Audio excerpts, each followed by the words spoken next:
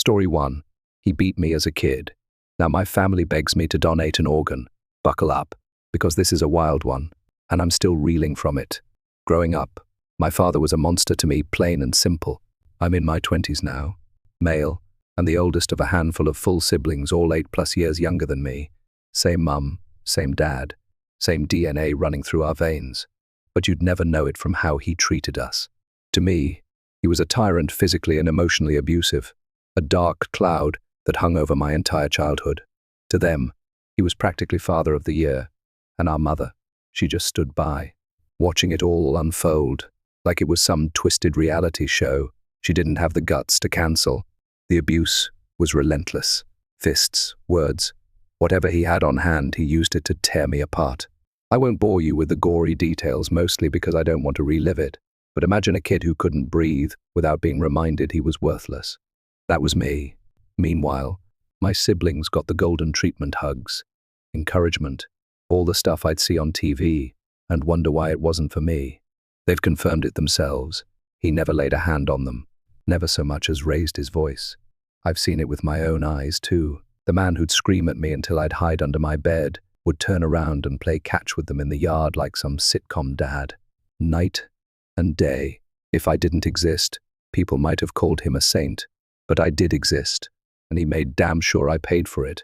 Mum wasn't much better. She'd throw me a pitying look now and then, maybe sneak me an extra snack, like that'd fix the bruises. But she never stepped in, never stopped him, never prioritized me over keeping the peace with her precious husband. I don't have a lot of warm fuzzies for her either. Let's just say that. Fast forward to now. Dad's sick, real sick. Needs a transplant, think kidney or liver territory. I'm not spilling which because it doesn't matter. And no, before you ask, it's not some he drank himself into this mess situation. People always assume that. But this wasn't self-inflicted. He's just unlucky, I guess. The family's been scrambling to find a donor. Mum got tested, no match. My siblings, no match. His siblings, some of their kids, even a couple of his buddies from the bowling league, nobody's a match. He's on the transplant list, but the clock's ticking, and he's fading fast. Doctors aren't optimistic. Then my siblings came knocking. They called me up, voices shaking, tears practically dripping through the phone. Please, they said, we know he was awful to you. We know he abused you. We know you hate him, and you've got every right to. But he's dying, and we can't lose him. Get tested. If you're a match, donate. Do it for us, not him. They were frantic, desperate, throwing out every emotional hook they could. They even offered to make it worth my while, said they'd convince our parents to cough up some cash as a twisted consolation prize for the hell I went through. Like money could erase the scars. I listened. I felt for them. I really did. They're still so young, and their version of this man is a hero. Not the villain I know, but I couldn't do it. I told them flat out, I can't put myself through that. Not for him. Not even for you. The idea of slicing myself open physically or emotionally to save the guy who spent years breaking me.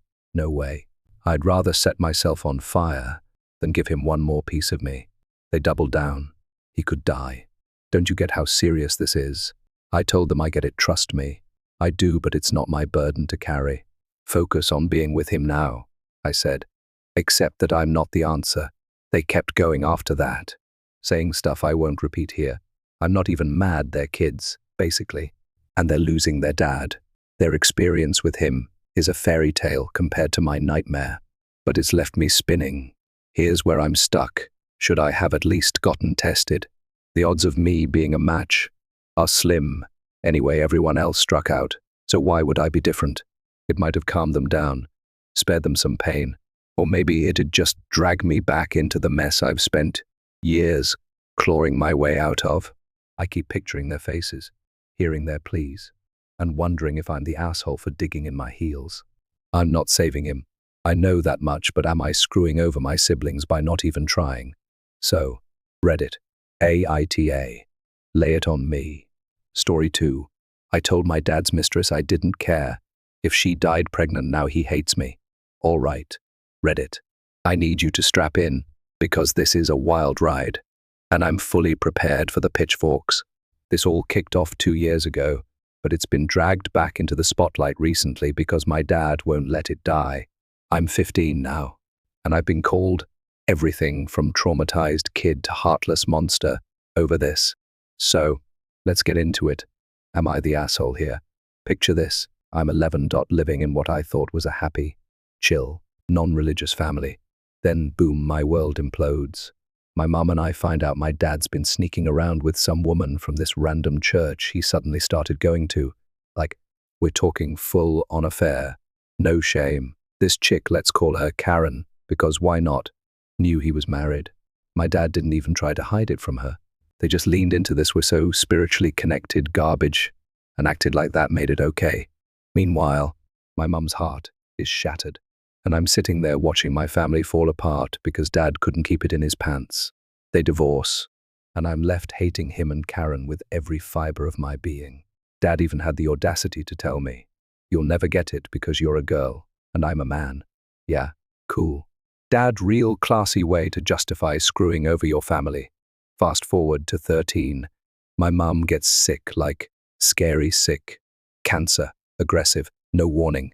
She's gone in months. I'm a wreck, obviously. And all I can think about is how dad betrayed her. How she died without even having him there to lean on. I blame him.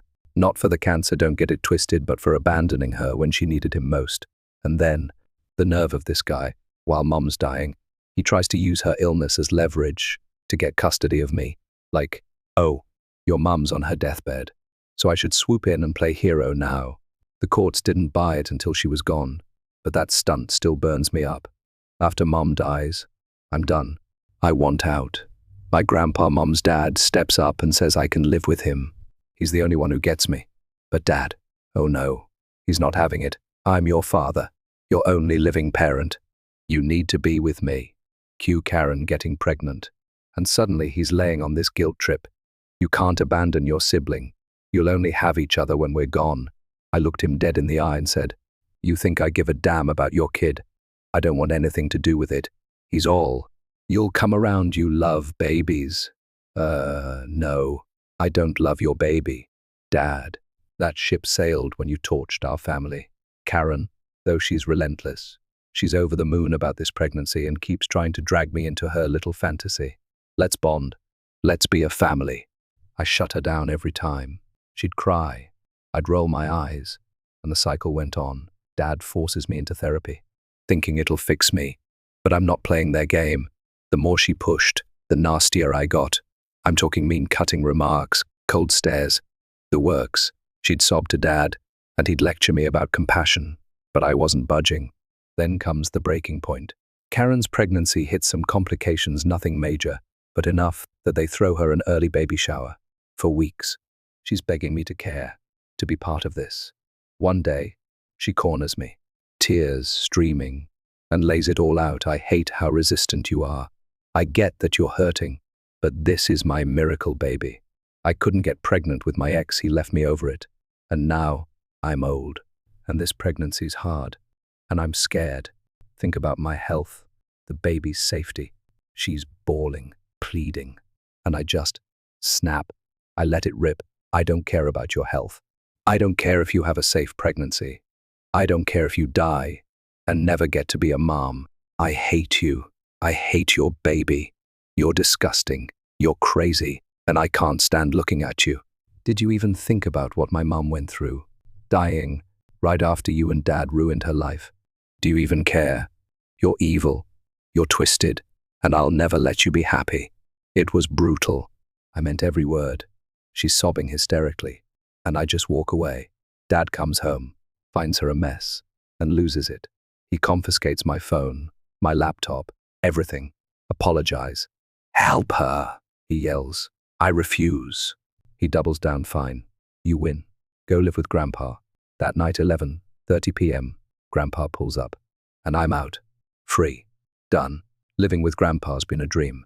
He gets me real therapy, not the forgive and forget crap Dad wanted. And I've got zero contact with Dad's new little family. Karen's kid just turned 2, and I skipped the party. Dad's pissed, demanding I apologize to him and Karen for what I did to her. I told him straight up, I'm not sorry. It got me out, and I still don't care about her. He's been hounding Grandpa ever since, whining about how I owe them. Grandpa's got legal custody now, so I'm safe, but I hate that. Dad's stressing him out over this. Here's the thing, I don't regret it. Not a shred of guilt. I said what I felt. It got me what I wanted, and I'd do it again. People around me, Dad. Some family say I'm cruel, that I went too far, that I should feel bad for wishing death on a pregnant woman. But to me, it wasn't about her dying, it was about her knowing I'd never accept her. Was it harsh? Sure. Was it true? 100%. So, Reddit, hate her for not feeling bad about this. Hit me with your takes, I can take it. Story 3. Bride kicks stepmom out of wedding over dance drama. My husband 26M and I 26F tied the knot just a couple of weeks ago.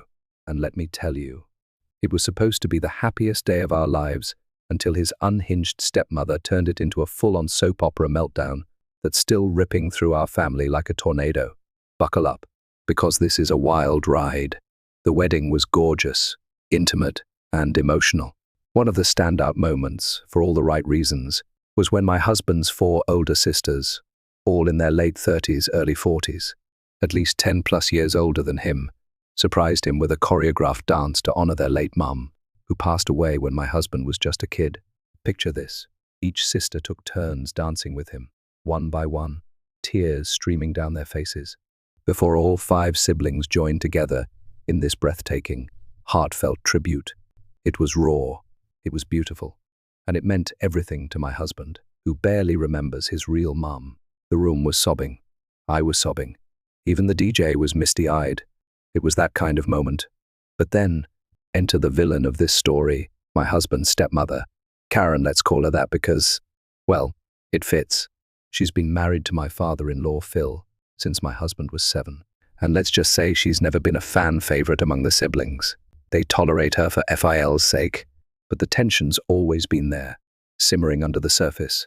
And during this dance, she decided it was her time to shine, and not in a good way. It started with her stomping toward the dance floor, like she was auditioning for a reality TV show, arms flailing, yelling that she should be the one dancing with my husband. I'm his mother, she shrieked, loud enough to turn heads. My 2 sisters-in-law's husbands, absolute saints, BT jumped in to block her, physically holding her back while she thrashed like a toddler mid-tantrum. I, being the bride and not about to let this wreck ruin my husband's moment, rushed over to de-escalate. Big mistake. She turned her venom on me, screaming that my sills were stealing her moment and that she was this close to laying hands on them for disrespecting her. Yes, you read that. Right, she threatened to assault my sills at my wedding over a dance. I tried calming her down, but she was a volcano of rage. I'm his mother, she kept bellowing, as if saying it louder would rewrite history. At this point, she was about to storm the floor again, and I wasn't having it. I looked at my 2 bills and whispered, "Help me get her out of here before she ruins this for them." They nodded, and we started ushering her toward the exit. She did not go quietly. She called me a bitch for siding with them, accused me of secretly orchestrating the dance to humiliate her. I didn't even know about it. It was a surprise, and kept screeching, "I'm his mother. I deserve that dance." That's when I snapped. I looked her dead in the eye and said, "You were never his mother, and the way you're acting right now just proves it." Cue the gasps from the handful of guests who overheard. I didn't stop there. I marched over to venue security and told them she was no longer welcome. They escorted her out, and thank God, they didn't let her back in. The whole thing caused a small ripple, but miraculously, my husband and Sills were so caught up in their dance, they didn't even notice the chaos. Phil was off in another corner, blissfully oblivious, watching his kids with pride. After the dance, I pulled my husband aside and filled him in. He was grateful. He hugged me, thanked me for stepping in, and said his BILs were legends for helping. He didn't want that moment tainted, and I'd protected it. I thought that'd be the end of it. Oh, how naive I was. Karen's fury has only grown since then. She's been blowing up phones, sending walls of text about how she's raised him since he was 7 and sacrificed everything for him, and how this betrayal is the final straw. She's even dragged Phil into it. And now he and my husband are at each other's throats. FILs. Torn, he didn't see the outburst. So he's half defending her, saying I overreacted by kicking her out and that I should have let her calm down. My husband's not having it. He told them both I did nothing wrong and that I spoke the truth. He's furious. FIL's taking her side again. Here's some backstory. Karen's always been a sore spot. A year ago, her woe is me routine nearly ended her marriage to Phil. They separated for 6 months, and my husband and Sills were secretly thrilled at the prospect of her being gone for good. They've never seen her as family, just an interloper they put up with for their dad's sake. Phil and Karen eventually reconciled, but the resentment never faded. And now, this wedding blowout might be the match that burns that fragile truce to the ground. Karen's latest tirade is that my cruel words and public humiliation, aka kicking her out, are proof. I'm out to destroy her relationship with her son. She's claiming I've driven a wedge between my husband and Phil, and that I'm the reason their family's imploding. FIL's not fully on her side, but he's mad enough that he's barely speaking to us. My husband's heartbroken. He's always been close to his dad, and now that bond's cracking over this. So, Reddit, AITA, did I go too far by kicking her out and unloading on her like that? Should I have bitten my tongue and let her make a fool of herself instead of stepping in? Should I have dragged her to a corner and waited to see if she'd chill out? Spoiler, she wouldn't have. I hate that this is tearing my husband's family apart, but I couldn't stand by while she tried to hijack such a sacred moment. What say you, internet strangers? Story 4. I left my husband because of his siblings. Am I the villain? The first 24F. I'm basically living a soap opera I never auditioned for, and I'm about to burn it all down. My husband, 24M, and I met at university when we were 18, young, dumb, and full of dreams. We tied the knot at 21, thinking we'd crack the code to life. I run a bridal store, ironic, right? And he's got a hardware shop. We were hustling, building our little empire, and everything was on track until the universe decided to drop a nuke on us. His parents passed away 2 months ago in a freak accident. They left behind a house, yay, I guess. But basically no money because of some shady investments that tanked. Oh, and 2 kids, his siblings, aged 12 and 10. See, his parents struggled with fertility for years before having these late-in-life miracle babies. Sweet, right? Except now they're gone. And guess who's picking up the pieces? My husband. He took them in without a second thought.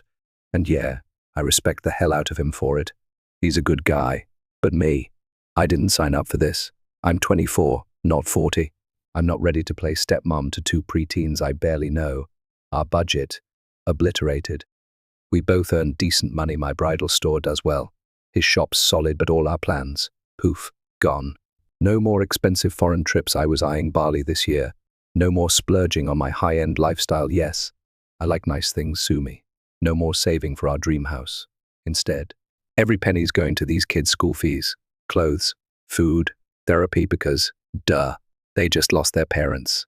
And it's not a short-term thing either. He's on the hook for their education, their future, everything. Meanwhile, the first over here, like, when do I get to live my life? We had a plan, 5 years of marriage, just us, soaking up freedom, then maybe a kid around 27. That was the deal. Now, I'm drowning in household chaos, cooking, cleaning, dealing with moody preteens who cry 1 minute and slam doors the next. I didn't sign up to be a maid or a mum. I asked for a divorce, packed my bags, moved out, and left him stunned. I still love him, God. I do, but I'm selfish. Okay, I'm 24. I want to travel the world, sip cocktails on beaches, and not be tied down to someone else's tragedy. There's not much to split. We were saving for a house, so no big assets. I told him I'd make the divorce easy. Clean break. He's begging me to solve this. But how? I can't ask him to ditch his siblings, send them to relatives, or, worse, social care. I'm not a monster, but I also can't stomach being their stand-in mum. I'd resent him, them, and myself every single day. My family's piling on the guilt trip. Parents, siblings all saying, hardships are part of life, and give your marriage a chance. Like, sure, but why does my life have to be the one sacrificed? I know myself. If I force this, I'll turn into a bitter, miserable shell of a person. I'd rather be the villain now than a martyr later. Edit, oh my God, the Vows Brigade is out in full force. In sickness and in health. Right? Listen up. My vows were to him. If he got into an accident, lost his legs, whatever, I'd be there, wiping his tears, pushing his wheelchair. No question. I committed to him. Not his entire family. These kids aren't my responsibility. I didn't birth them. I didn't raise them.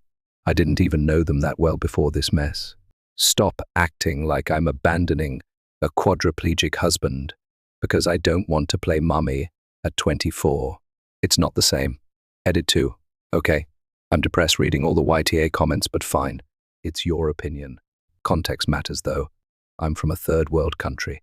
Here, women are expected to shoulder everything, kids, emotional labor, all of it. Men, they barely lift a finger for child rearing. My husband's great, but even he's clueless about the day-to-day grind of raising preteens.